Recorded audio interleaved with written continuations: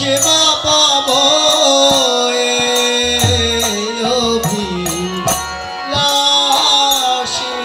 ব্রজে রাধা কৃষ্ণ সেবা পাবো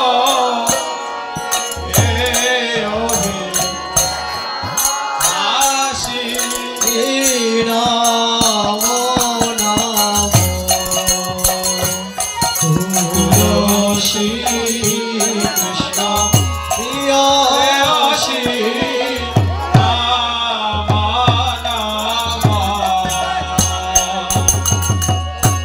যে তোমার শরণ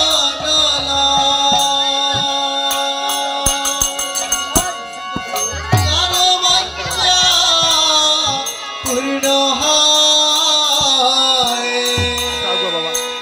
যে তোমায় শরণালয় তার বাঞ্ছা পূর্ণ হয়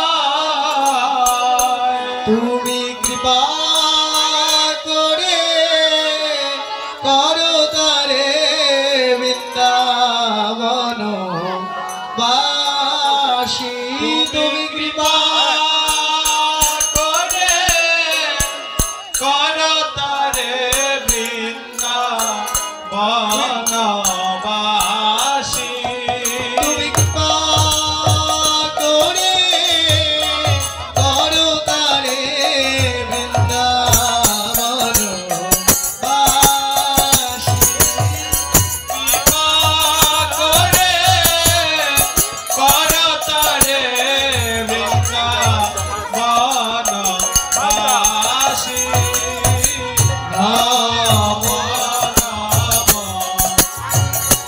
তুলসী কৃষ্ণ প্রেয়সী রাম নাম মোর মনে এই অভিলাষ বিলাসী কুঞ্জে দিও মা মোর মনের এই অভিলাষ হরিবল হরিবল বিলাস কুঞ্জে দিও মা ওই আমি নয়নে হৃব সদা যুগল রূপ রাশি আমি নয়নে হৃব সদা যুগল রূপ রাশি নম নম তুলসী কৃষ্ণ প্রেয়সী রাম নাম এই নিবেদনাধর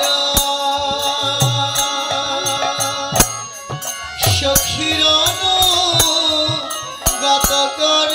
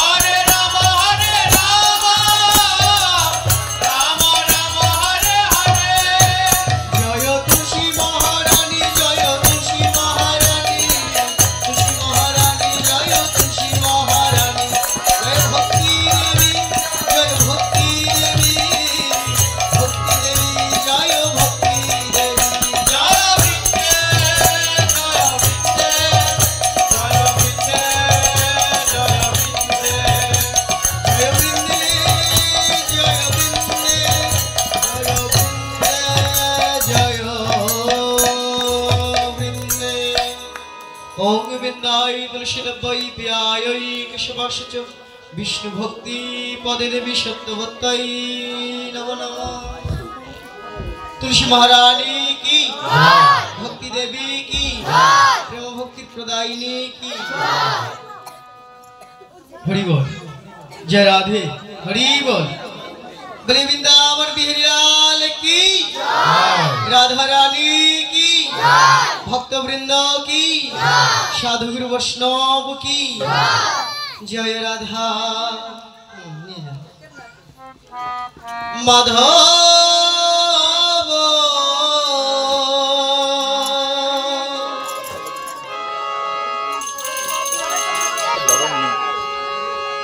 जय कुंज बिहारी।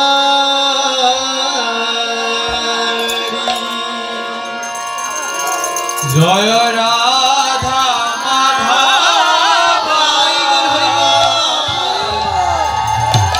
जय कुंज बिहारी। जय राधा माधव जय कुंज बिहारी। जय राधा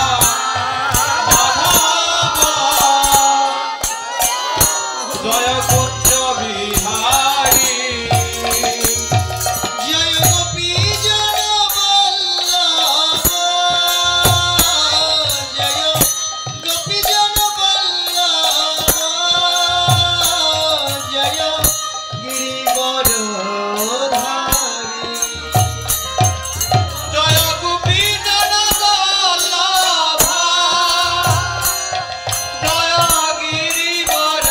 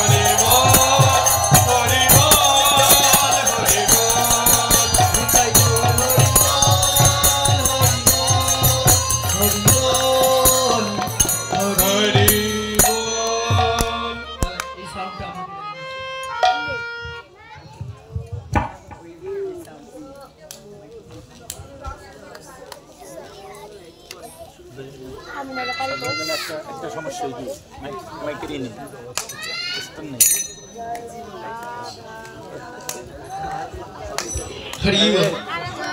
और कोई स्टैंड पे বলি বৃন্দাবন বিহারী লাল কি রাধা রানী কি আচ্ছা এই সাউন্ডটা একটু বেশি চিকন মনে হচ্ছে একটু মোটা করে দেন তো একটু সামান্য অপারেটর দাদা হরি বল রাধে রাধে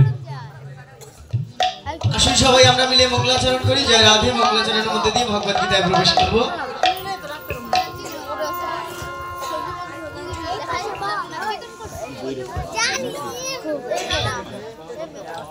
একটু ধরেন ও অজ্ঞানতি মিরান্ধস্য জ্ঞানঞ্জন শলাকয়া চক্ষুরয়োনমৃতং জন তস্मै শ্রী গুরুবে নমঃ গুরু ব্রহ্মা গুরু বিষ্ণু গুরুদেব মহেশ্বর গুরুরেব পরম ব্রহ্ম তস্मै শ্রী গুরুবে নমঃ অখণ্ড মণ্ডলাকারম ব্যাপ্তম যেন চরাচরম তৎপদম দর্শিতম যেন তস্मै শ্রী গুরুবে নমঃ মন্নাথ শ্রী জগন্নাথ মদগুরু শ্রী জগদ্গুরু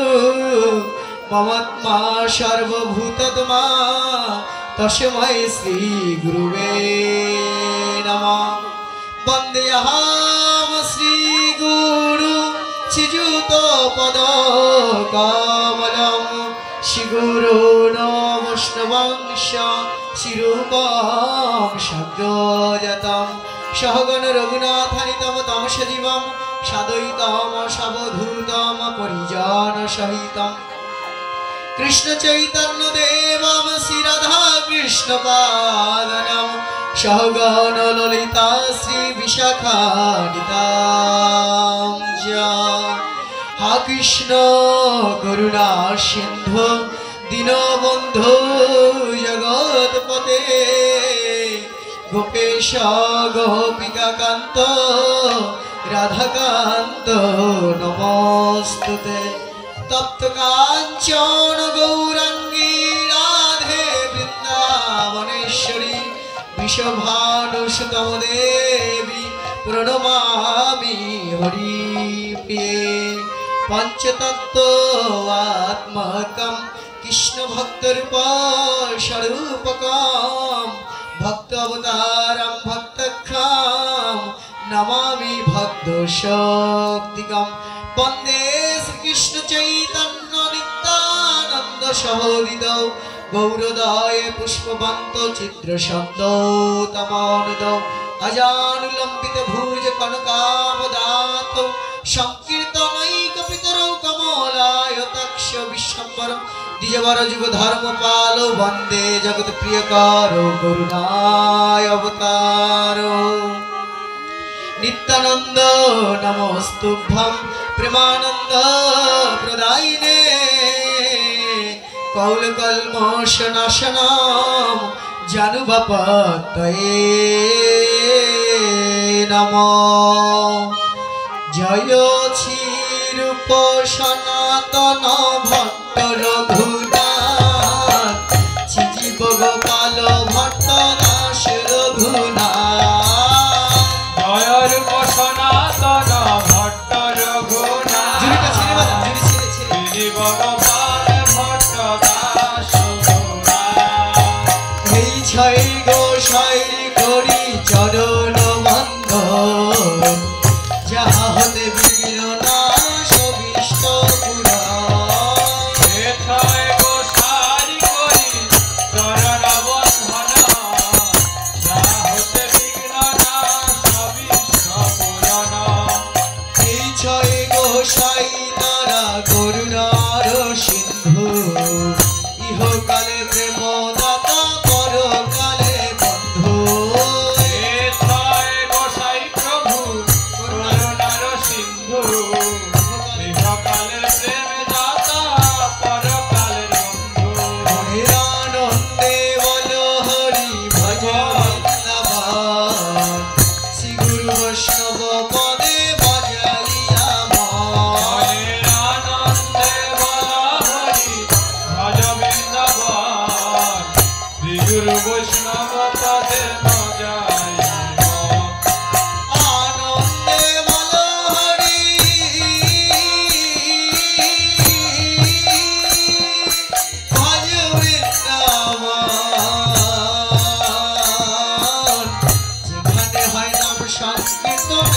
বৃন্দাবন মনের আনন্দে বল হরি ব্রজ বৃন্দাবন যেখানে হয় নাম সংকীর্তন সেই তো বৃন্দাবন মনের আনন্দে বল হরি ভজ বৃন্দাবন সাধু গুরুর আগমনে এই তো বৃন্দাবন মনের আনন্দে বল সবাই হরি দুবাহু দিলে ব্রজ রাধে বৃন্দাবন হরি বল দুবাহু দিলে যেখানে হয় নাম সংকীর্তন সেই তো বৃন্দাবন মনের আনন্দে বল হরি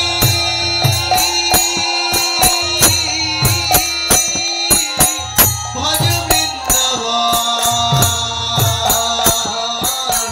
শ্যাম কুণ্ড রাধা কুণ্ড গিরি গোবর্ধন মনের আনন্দে বল হরি ভজ বৃন্দাবন শ্যামী কুণ্ড রাধা কুণ্ড গিরি গোবর্ধন মনের আনন্দে বল হরি ভজ বৃন্দাবন যেখানে হয় হরি নাম সেই তো বৃন্দাবন মনের আনন্দে বল হরি ভজ বৃন্দাবন যেখানে হয় নাম সংকীর্তন সেই তো বৃন্দাবন হরে কৃষ্ণ কৃষ্ণ কৃষ্ণ বল হরি বল হরে রাম রাম রাম হরে হরে হরে কৃষ্ণ কৃষ্ণ কৃষ্ণ হরে হরে হরে রাম রাম রাম হরে হরে হরে হরে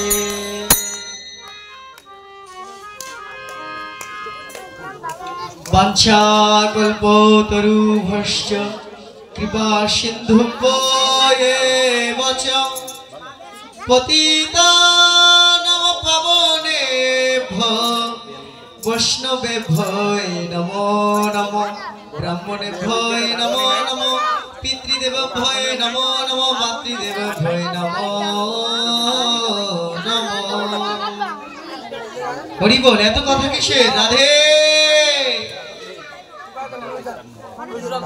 বলি বৃন্দাবন বিহারী লাল কি রাধা রানী কি সাধু সঙ্গ কি হরি বল কেউ কথা না বলি কি হরি বল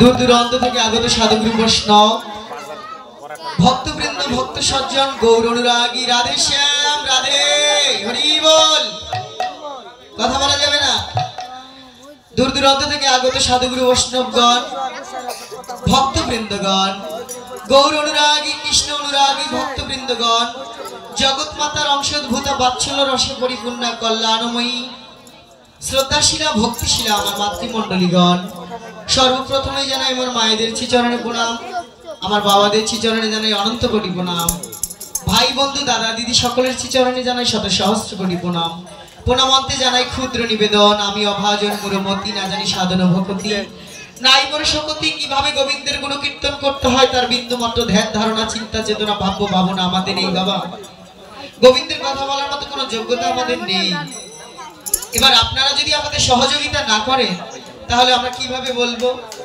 সবাই যদি কথা বলেন ধ্যানটা তো তাহলে চলে যাবে আর ধ্যান যদি না বসানো যায় গোবিন্দের কথা বলা যাবে না পুঁথিগত বিদ্যার পরহস্তে ধন নহে বিদ্যা নহে ধন হলে প্রয়োজন এখানে মুখস্থ বিদ্যা দিয়ে 2-3 ঘন্টা আলোচনা হয় না মুখস্থ বিদ্যা দিয়ে আলোচনা হয় না এটা ধ্যানের প্রয়োজন আছে এই ধ্যানটুকু করতে গেলে একটু সময় দিতে হবে আর এই ধ্যান করতে গেলে কি করতে হবে কথা বলা যাবে রাধে হরি বল এটাই গর হরি বল তো আজকে সিরাজদি খান বাসাই পূর্ব পালপাড়ার যে উত্তর পালপাড়াতে যে 24 প্রহর ব্যাপী নাম সংকীর্তনের মহতি আয়োজন বিশ্ব মানব কল্যাণ তথা জগতের কল্যাণ সাধুগুরু বৈষ্ণবের সেবা উপলক্ষে এই যে হরিনাম সংকীর্তনের যে আয়োজন তারই প্রারম্ভে শুভ সূচনা লগ্নে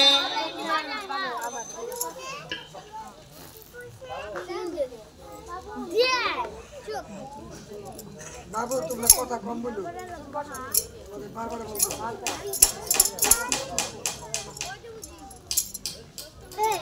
জয় জয় রাধা কৃষ্ণ।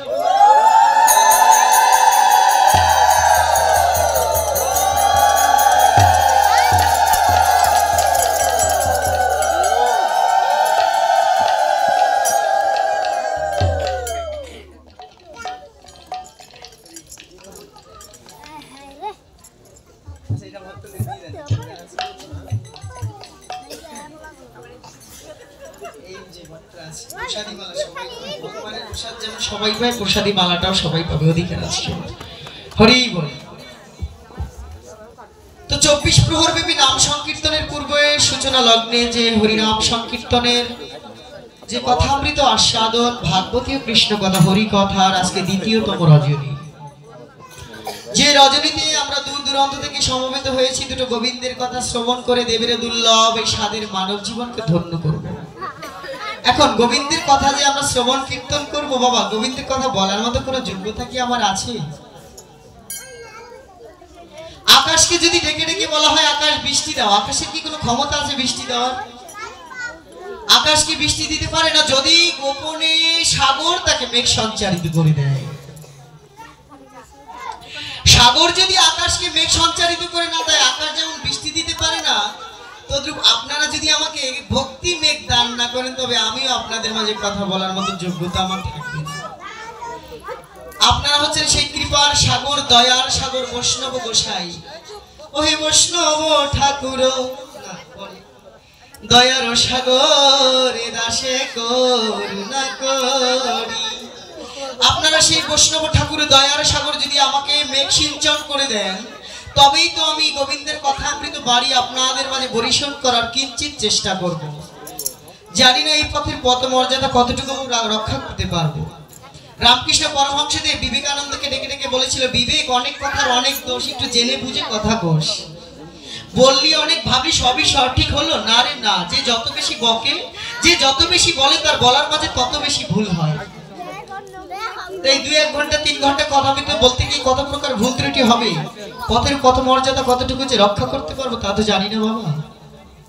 তার এই গোবিন্দের কথামৃত বলতে গিয়ে যত প্রকার ভুল ত্রুটি হয়, আমি গতকালকেই বলেছিলাম আমি তো আর ভুলের ঊর্ধ্বে নই, ভুলের মাঝে এখনো আছি। যদি ভুল না করতাম এই মায়াময় সংসারে ক্লেশ পেতাম না। জগৎজোড়া পাঠশালা সবার আমি ছাত্র, শিখাতে নয়, আপনাদের মাঝে এসেছি শিখতে। তাই গোবিন্দের কথামৃত বলতে গিয়ে যত প্রকার ভুল ত্রুটি হয়, সকলে ভাই বন্ধু সন্তান জ্ঞানে ক্ষমা করে দিয়ে চরণে আমাকে আশ্রয় দিবেন, তবেই হবে আমার এই মানব জীবনের চরম এবং পরম সার্থকতা। জয় জয় নিতাই গৌর প্রেমানন্দে হরি হরি।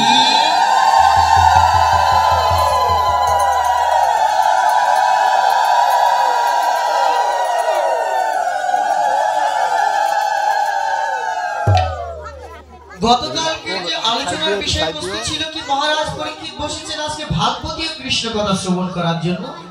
আমরাও বসেছি তারই স্থানে আজকে ভাগবতীয় কৃষ্ণ কথা হরি কথা, যে কথা শুনলে জুড়ায় হৃদয়েরও ব্যথা।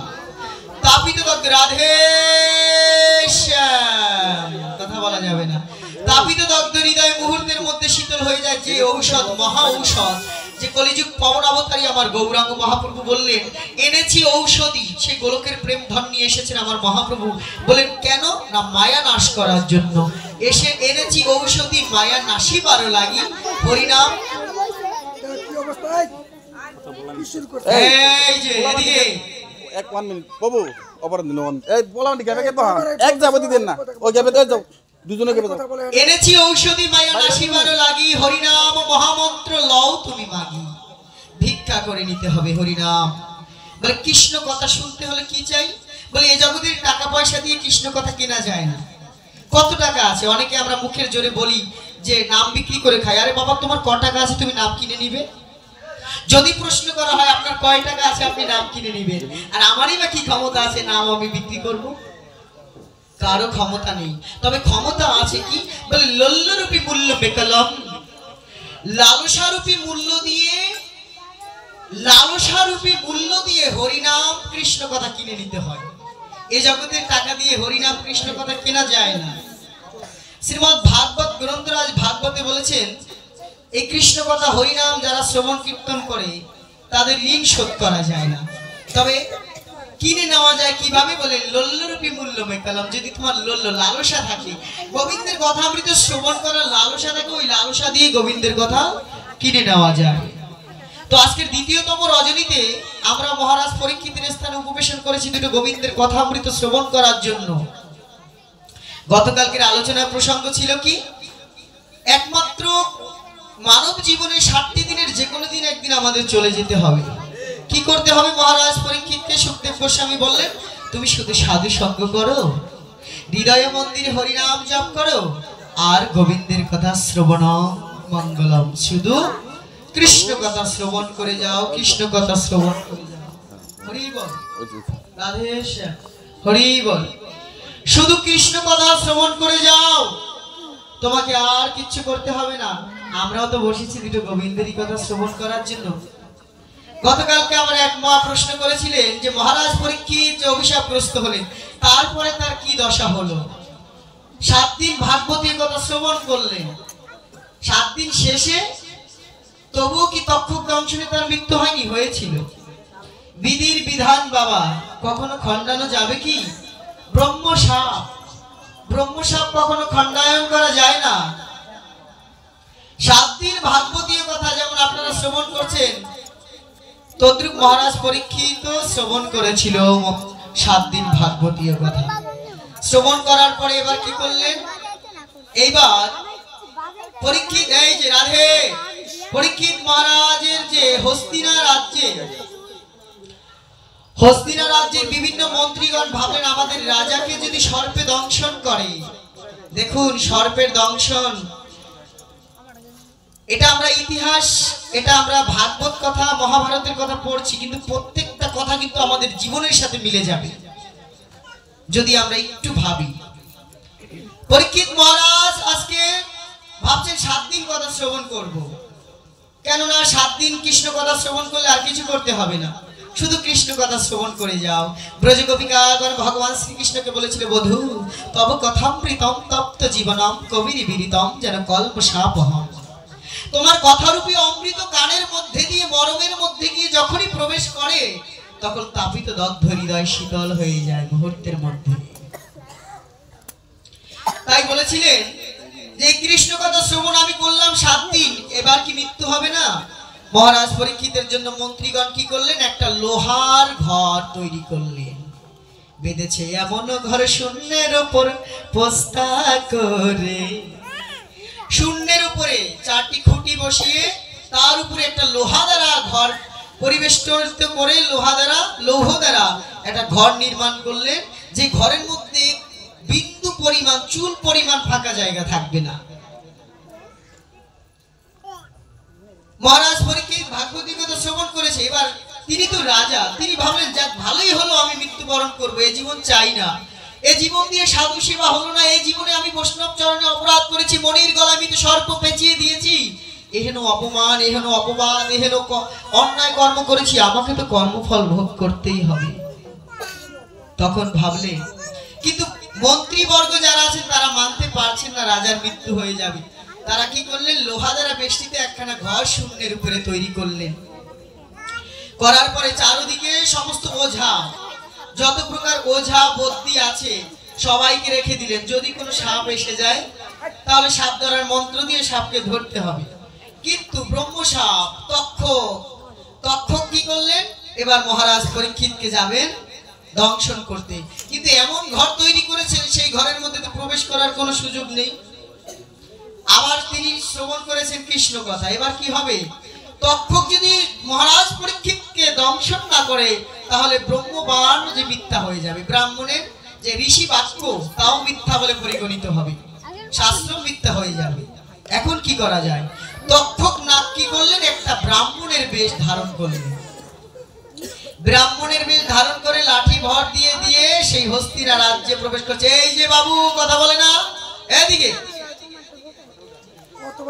যখনই হস্তিনা রাজ্যের দিকে প্রবেশ করছে, পথিমধ্যে এক ওঝা, বৌদ্ধের নাম হচ্ছে কশ্যপ মুনি, কশ্যপ ওঝা ভাবছে শুনেছি মহারাজ পরীক্ষিতকে আজকে সর্পে দংশন করবে, কিন্তু আমি যে মন্ত্র জানি, আমি যে তন্ত্র জানি, আমার কাছে যে মহা ঔষধি আছে, এই ঔষধে কোনো সাপ মহারাজকে দংশন করতে পারবে না। আর আমি যদি মহারাজের প্রাণ ফিরিয়ে দিতে পারি, তাহলে মহারাজ আমাকে অনেক টাকা পয়সা ধন দৌলত দিবে, আর আমার প্রয়োজন টাকা। তাই ওই কশ্যপ মুনিও যাচ্ছে হাতে একটা ব্যাগ নিয়ে, একটা থলি নিয়ে, ঔষধের পোটলা নিয়ে যাচ্ছে হস্তিনা রাজ্যে।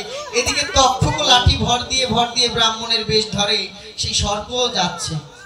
পথে মধ্যে দুজনের দেখা হলো। তক্ষক তো বুঝতে পেরে গেছে এই গেলে তো আমার ঝামেলা হয়ে যাবে, আমি মহারাজ পরীক্ষিতকে দংশন করতে পারবো না। তো ভাবলেন, তক্ষককে বলছে তুমি কোথায় যাচ্ছ? বলে আমি কশ্যপ মুনি বলছে তুমি কোথায় যাচ্ছ? তক্ষক বলছে কশ্যপ মুনিকে, ব্রাহ্মণ বেশধারী কশ্যপ। তক্ষক বলে জানেন না আজকে আমাদের রাজাকে, আজকে 7 দিনের শেষ দিন। আমাদেরও তো আজকে কৃষ্ণ কথার শেষ দিন নাকি, হরি বল। আজকে 7 দিনের শেষ দিন, আজকে মহারাজ পরীক্ষিতকে সর্পে দংশন করবে। আমি যাচ্ছি বৌদ্ধ, আমার নাম কশ্যপ ওঝা।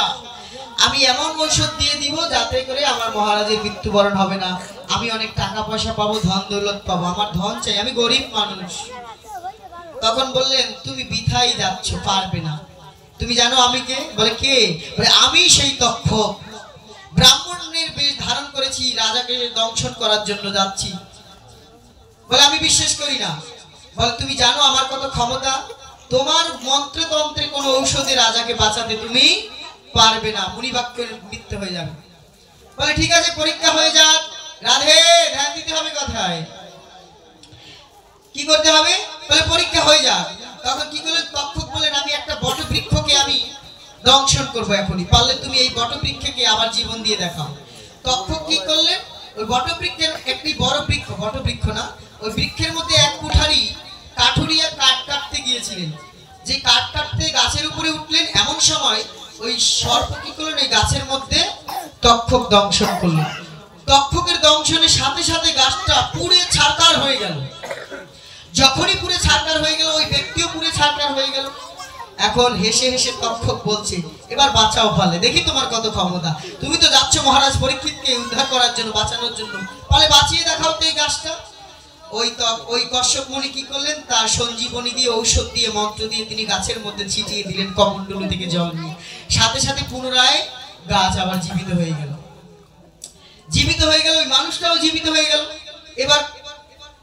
এবার তক্ষক ভাবছে তাহলে তো মহারাজ পরীক্ষিতকেও বাঁচিয়ে ফেলবে, তাহলে তো এই ব্রহ্মশাপ তো মৃত্যু হয়ে যাবে। এখন কি করা যায়? বলছে ভাই তোমার কি প্রয়োজন? বলছে আমার টাকা পয়সার প্রয়োজন, ধন দৌলতের প্রয়োজন। বলছে আমি যদি তোমাকে যত টাকা চাও তত টাকা আমি তোমাকে দিব, তাহলে তুমি যাবে না তো? বলছে হ্যাঁ, আমাকে টাকা দিলে আমি আর হস্তিনা রাজ্যে যাব না ঔষধ দেওয়ার জন্য। বলছে ঠিক আছে। কি করলেন? ওই তক্ষক তার ঝুলি থেকে ওই ব্রাহ্মণটাকে টাকা পয়সা দিয়ে দিলেন, অর্থ করে দিলেন। পরে ওই কি করলেন, ওই ওঝা কি করলেন, বাড়িতে চলে গেলেন। এইবার কিছুতেই প্রবেশ করতে পারছে না, ব্রাহ্মণের বেশ ধারণ করে যে কাউকে তো ঢুকতে দিবে না। আজকে রাজাকে সর্পে দংশন করবে, এখন যথাযথ কাউকে কি প্রবেশ করতে দিবে? এই আপনি কোথায় যাচ্ছেন, দাঁড়ান, আপনার পরিচয় কি জানতে হবে না? কাউকে প্রবেশ করতে দেওয়া যাবে না, আর সঙ্গে তো কিছু নিতেই পারবে না। এখন কিভাবে প্রবেশ করবে? তক্ষক কি করলেন, বুদ্ধি করলেন, আরো কিছু সর্পদের ডেকে আনলেন, ডেকে বললেন তোমরাও ব্রাহ্মণের বেশ ধারণ করো। যখনই ব্রাহ্মণের বেশ ধারণ করলেন, বললেন এই ফলগুলো নিয়ে যাও, ফলগুলো নিয়ে বলবে মহারাজ পরীক্ষিত আজকে অভিশাপগ্রস্ত হয়েছেন, আমরা এসেছি তাকে আশীর্বাদ করার জন্য। তিনি যদি আমাদের আশীর্বাদ পান তাহলে তাকে আর কোনো জম রাজাও নিতে পারবে না। তো মন্ত্রী প্রজারা ভাবছেন এ তো ব্রাহ্মণরা এসেছেন, 4-5 জন ব্রাহ্মণ এসেছে, ব্রাহ্মণদের আশীর্বাদ কে না চায়? যাক, আমাদের রাজার যদি দীর্ঘ আয়ু হয় তা তো আমাদেরই ভালো। কি করলেন? আচ্ছা ঠিক আছে, প্রবেশ করুন। সবাই হাতের মধ্যে ফল নিয়ে প্রবেশ করছেন, হাতের মধ্যে ডালার মধ্যে করে ফল নিয়ে মহারাজ পরীক্ষিতকে প্রবেশ করে ফল দিয়ে বললেন মহারাজ আশীর্বাদ করি আপনি দীর্ঘ আয়ু হন। এই বলে ওই সর্পগুলো ছল করে ব্রাহ্মণের বেশ ধারণ করে গিয়েছিল, চলে আসে। আসার পরে কি হলো? এবার মহারাজ পরীক্ষিত ভাবছে আর মাত্র কয়েকটা সময়, কয়েকটা মিনিট, সূর্য অস্ত যাওয়া মাত্র আমার 7 দিন পূর্ণ হয়ে যাবে, ব্রহ্মবান মৃত্যু হয়ে যাবে। এখনো পর্যন্ত সাপে দংশন করলো না, আর কখন করবে? সূর্য তো ডুবে যাচ্ছে। তখন এই যে দেখুন মনের মধ্যে অহমিকা, অহংকার এমন একটা জিনিস, সাথে সাথে পতন হয়ে যায়। বলেন সূর্য ডুবে যাচ্ছে, 7 দিনের আজকেই সেই দিন, আর কিছু সময়, যাক ভালোই হলো, আমার আর মৃত্যু হবে না। এই ভেবে ভেবে যখনই ডালার মধ্যে থেকে ফলগুলো দেখছেন, বাহ কত সুন্দর ফল এনেছেন, একটা ফলের মধ্যে দেখলেন একটা ছিদ্র, ছোট্ট একটা ছিদ্র একটা ফলের মধ্যে। তো ছিদ্রের মধ্যে দেখলেন ছোট্ট একটা পোকা। একটা ফলের মধ্যে একটা ছিদ্র আছে, সেই ছিদ্রের মধ্যে ছোট্ট একটা পোকা ঢুকে আছে। পোকার চোখ দুটো একেবারে তাম্রবর্ণ, পোকাটার বর্ণ হচ্ছে তাম্রবর্ণ, আর চোখ দুটো একেবারে কুচকুচি কালো। তো মহারাজ পরীক্ষিত ভাবছে ফলের মধ্যে পোকা আসলো কোথা থেকে? যাক, শৃঙ্গি মণির অভিশাপ আজকে মিথ্যে হয়ে যাবে। যাক, মণির অভিশাপ যদি মিথ্যে না হয়, যদি এই পোকাটাও যদি আমাকে সর্প হয়ে ধ্বংস করে, করুক না।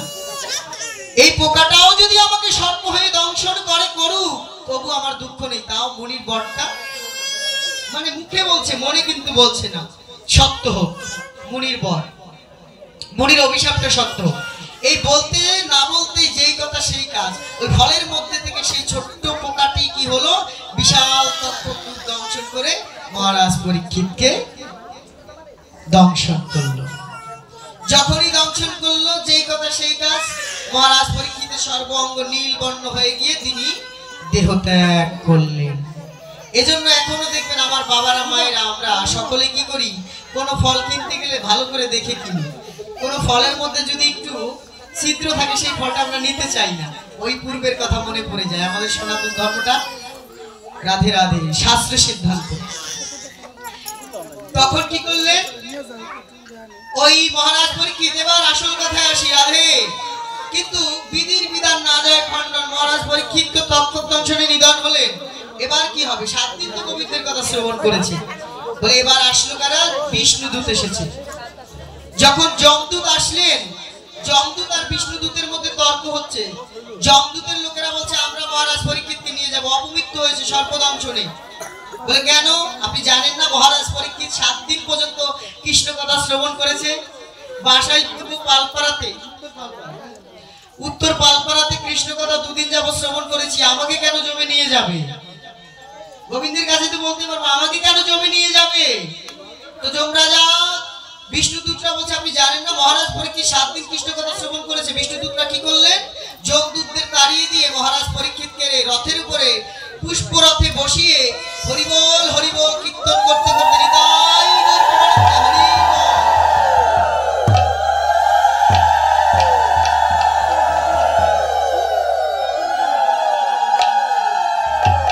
হরিবল হরিবল কীর্তন করতে করতে স্বর্গের দিকে চলে যাচ্ছে, বৈকুণ্ঠ লোকে।